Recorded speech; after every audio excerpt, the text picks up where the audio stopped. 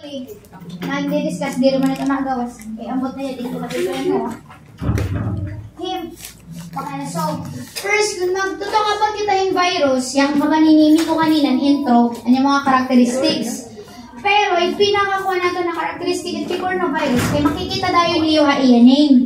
Kaya picornavirus, may dapaiko, which means small, and at the same time, may yanganan, may RNA. So, meaning, yung picornavirus is small RNA virus. Usa niya ang characteristic.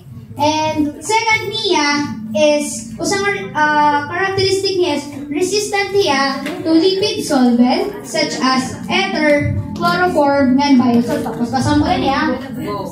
Dali. Kuha na bayad na, mabayad. Dali. Okay na.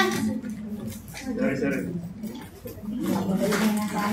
So, again, ang picornavirus is small RNA, and at the same time, its characteristic talaga is resistant to lipid solvent, ether, chloroform, biosalts. Tapos, when it comes to its capsule or genome gihap, icosahedral capsid, no envelope. Usually, tanan nga nabilong nga genus hit imo picornavirus, no envelope. Usually pero diri tanan. Okay. So, ano naman kita hit genera that is pathogenic ni human. So, balit, picor na may danato ni P, may da C, and may da niya R. And usually, ang may tatay mga P na C R, hi polio, hi kokshaki, ngayon hi rhino. Pero, ang wala natang tatagan ni emphasis, kasi nga, ang clinically significant men, ang kaurugan na gumawas sa mga pakyanan ni Dr. Skill based on iyang quiz. So, first natin ng mga genera is the enterovirus, rhinovirus, hepatogan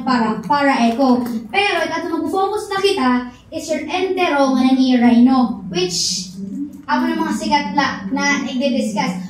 Under imo entero, pinakasikat talaga is imo poliovirus. Again, kung magtutok about kita natin virus, we have to consider kung ano niya mga characteristics. Kasi, ang maging except ni Doc, nga babarobalyolat niya. So again, nabilong niya picorna. So balik kita kung anong characteristic picorna, which is single-stranded RNA, positive sense, and at the same time, kaya niya gintawag na simple significant virus. So tinawag niya simple significant virus kasi nga ni polio, wala niya capsule, di rin niya kailangan ng corona for attachment, di rin para sa nimo influenza, and at the same time, polio, madali replication. So, once na ma-infected, pasa-pasa ito yan dayon. Siya tinatawag nga simplest significant niya kasi nga mag-infect na niya ibang tao, dapat niya impact, which is ang paralysis, di ba? So, another niya characteristic, may niya viral proteins. So, may na natin 1, 2, 3, 4. And ang mga viral proteins, pinaka-antigenic is your VP1. Tapos, hindi kita aton 3 types of poliovirus. May na natin 1, 2, 3, which among tulong na virus, poliovirus, ay ang pinaka-common is your type 1. Tapos, ano na katatiyo, mode of transmission ng imo picornavirus, since nabilong man hiya, enterovirus.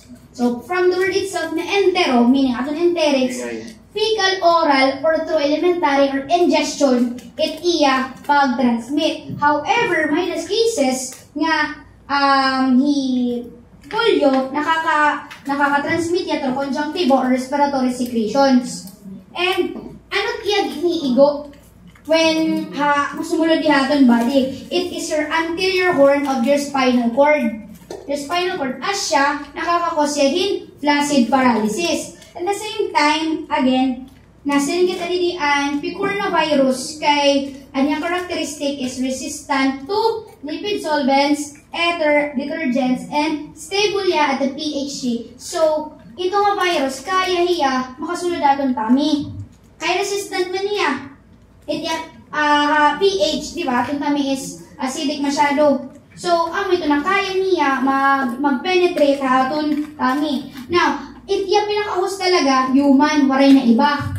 Tapos, itya clinical features naman is hatong chances, may danatan na abortive, memorize, may antinoparent, the minor illnesses, and paralytic. So, dapat i-consider ito niya kung ano ano itaada dida na bagat sequel lang each ito nga clinical features. However, ang quiz ni Doc, diri ni asyaan gumawas, di ba? And gumawas, ang choices is an acute, may niya subacute, residual, and post-polio. So, magyakan nga ni kita nga acute, kung mo natato niya, acute usually, pagtitigang pala, ang mapaspas siya nga na inflammation or na infection. Tapos, ang next natin is subacute, medyo naupay niya, pero tigad niya chronic. However, DDR residual naman, may niya permanent deficits, tapos may progression niya, nga ng imo, post-polio talaga, permanent na talaga niya na effect, which is ang paralyzation. Ang question dito ang quiz ni Doc is bagat may something may orthopedics. May something may orthopedics nga ano't makakakuha nini, ano nga type ha symptom o sabi nga clinical feature if nakaka-under ini nga clinical feature which nayakan dito na marinig ko ano ba ito ang question? Wait lang. And may orthopedics nga ni ito nga may post-polio. Wala man pressure pan lang. Di man. Wait lang. Ay, nandito. At what phase of poliomyelitis is considered the time when orthopedic procedures are favorable to restore lost function and structural ability? So, di rin man niya magiging acute kasi nga nagre-restore na niya ongoing. Sub-acute, di rin gapito niya kaya ongoing pagyapan niya anya paralysis, and at the same time, dilot niya post-polio kasi nga wala man niya magyakan na human na or permanent na iya effect. So, as siya naging answer residual kasi kung kaya pa ma-prevent ang progression ng iya sakit, as siya pwede as siya residual, it magiging or like appropriate answer adto nga question. Take of that to kay bayon. Tapos, diagnosis and isolation, since usually man ang ating transmission is through fecal oral. So, pinaka-specimen natin yung papasa nila is feces, but pwede liwat niya blood, CSF, and throat swab. So, yan, may dalawa na question kung hain ang pinakaitaas nga specimen nga pwede pa sa kung pag-isolate kay virusin ka ng polio, it actually talaga to feces. 1 to 3 weeks, 50%. And, serology, paano natin naman i-diagnose? Is through serology, pero ang disadvantage ng serology is complement fixation test niya, diri ka makaka-identify kung as to what type of poliovirus siya, which may dato ni Batulo nga virus type, which is 1, 2, 3. Ang disadvantage serology. So, mabalik lang yung aton mol bio, which is quantitative PCR. Papaspasan, pinakamapaspas na result, at the same time, madidetect niya kung what type of poliovirus ang naka-infect kay mo. Ano kita vaccination? Since ang pinaka-common din di ba, Hisal ng Hisabin. So, para mo malipat, Hisal ng Hisabin. Hisabin, ano't iya route of administration, from the word itself, sabi, meaning oral. Sabi oral. At the same time, Hisal, parenteral, pag i-inject, asaksak ka, Hisal. Tapos, ang difference naman niya composition, Hisal is may K again, killed virus. Yan Hisabin is live attenuated. Now, ang disadvantage ni Hisabin, kasi may dito question niya, bagat ano ito may answer na kailangan niya, bagat sa mga disadvantage ni Hisabin, kay since live attenuated niya, kaya niya ma-reactivate. Kung baga pumalpak ang yung mga vaccine, pumalya niya, kaya niya maging virulent. Amo niya disadvantage na sa itong question. So, pakialam nga ni, is regarding to the vaccine. Basta may nato, amo ito nga kailangan niya nababalik niya to virulent. Yan, may nato question nga, de-define kan imopolio except dapat no treatment na kasi adto. Dari waray nakakakuha niya ang tawag dito nga tayo? May question na ito na may no treatment.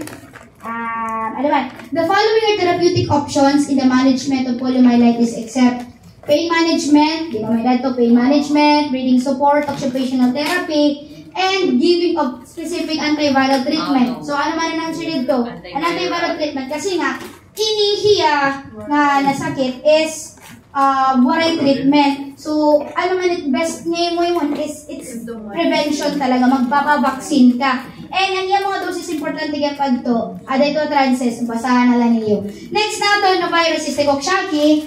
So, same nagyap hiya characteristics with your picornavirus, our polio, since nabiling at the same family, hiya single-stranded RNA, tapos naked, icosahedral, na nag-iya transmission is through fecal-oral. Now, kayo na nakikita mo Coxsackie, this was first isolated in Coxsackie village in New York City. So, nakita yung characteristic of Coxsackie, fecal-oral, tapos single-stranded, naked, tapos icosahedral. Now, ano't pagmida niya doon nga type?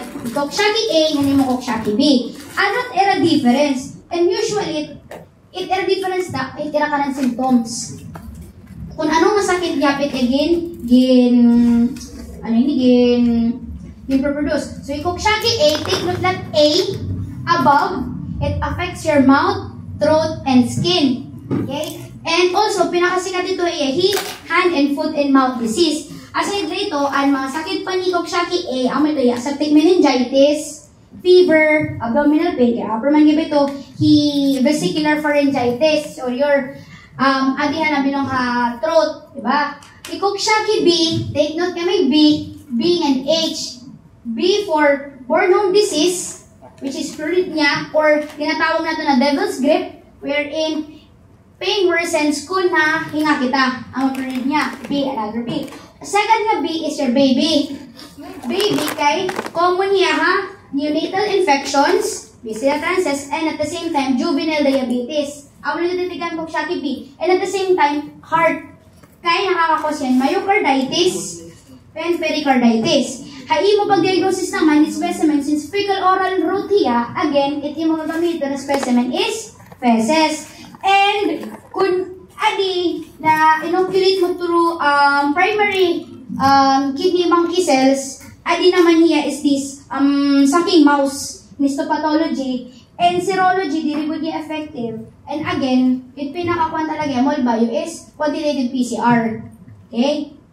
It difference gap ni A nga ni B, A paralytic at Paralytic, oo. spastic. Spastic. Ay, butang Paralytic. parang picture niyo. Again. Ay, dito.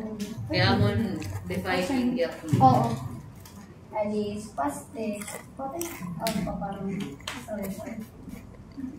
Spastic is adi, paralytic. And, ano masunod ng mga virus din, matter significant. Ikuan. Ikuan na niyo kung ano piningan echo, which is enteric cytopathic human organ. Ang pala take note at echo, kaya direct pa nila gamit.